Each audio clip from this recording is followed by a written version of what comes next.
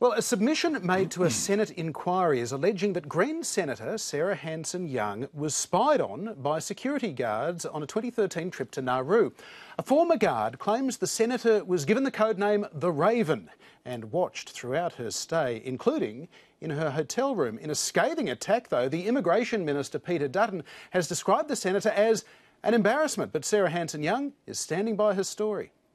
There was a team of guards who worked at the Nauru Detention Centre who were directed to spy and to conduct surveillance on me while I was on the island. A private company, paid for by the Australian taxpayer, was spying on a federal member of parliament.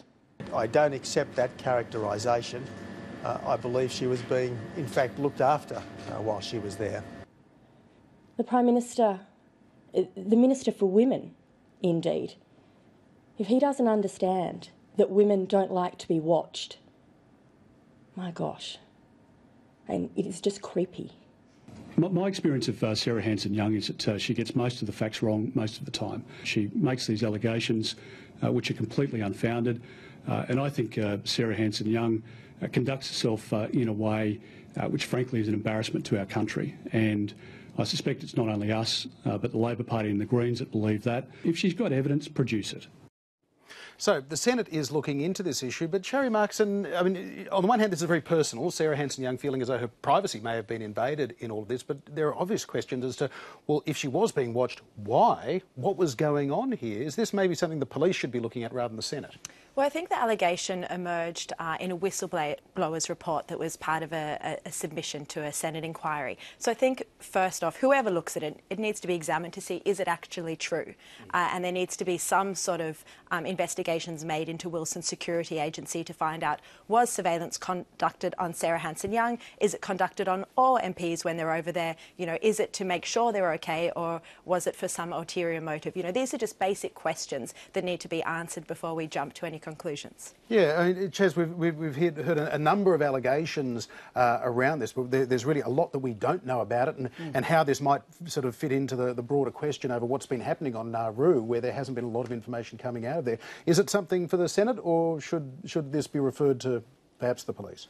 Look, to be honest, I just don't think there's enough information to judge. I think Sherry's right. We just need more information, whether it be through a Senate inquiry or the police. I don't really care, to be honest. I just think it needs to be investigated. Now, who by? I'm no expert on this, but I mean, it is a very strange situation. I mean, you know, I assume Sarah Hanson-Young wasn't carrying around microfilm, so why she'd be spied upon I don't even understand. Everyone knows what she was there to do. She was there to examine the detention centre. So, like, she's not smuggling Russians. I don't quite understand what they're expecting to find. So I would like to see these things investigated and to find out. It's not about the point that Sarah Hanson-Young made about it's creepy for a woman to be watched. It's not about a woman. It's just about anyone. It's just a weird state of affairs. And there's some talk of a rogue element. I actually think in a way that's more worrying. If that's the case, that's more worrying, because when you get a situation where you have an area where there is authority, like where you have, say, a security system, and people start overreaching,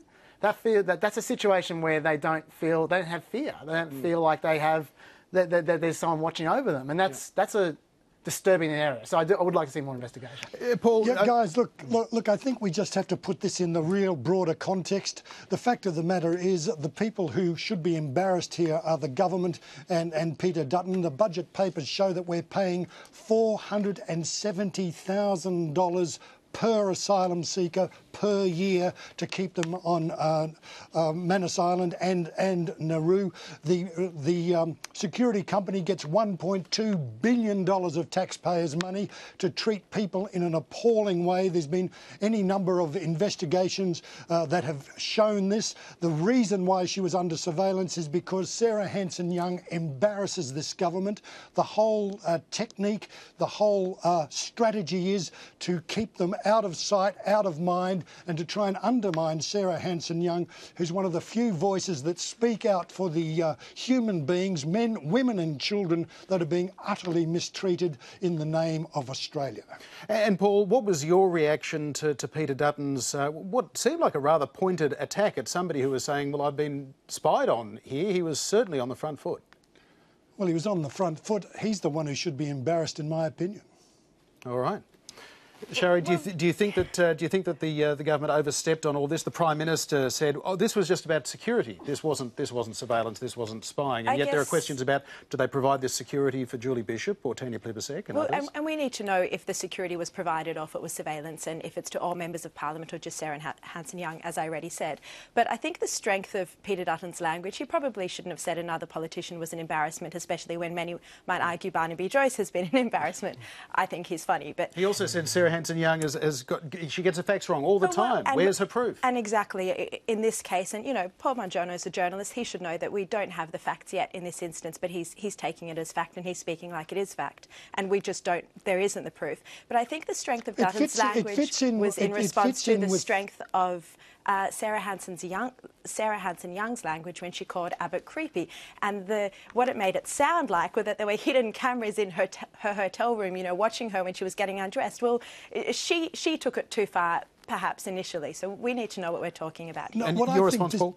This fits in with the whole context of intimidation of the asylum seekers on Nauru, intimidation in that they wanted to know who was talking to Sarah Hanson-Young, and they wanted to send the message that you won't be getting away with it. But do we even know this was after the election in September 2013? I mean, a month hasn't even been put on it. We don't know when this surveillance may have occurred.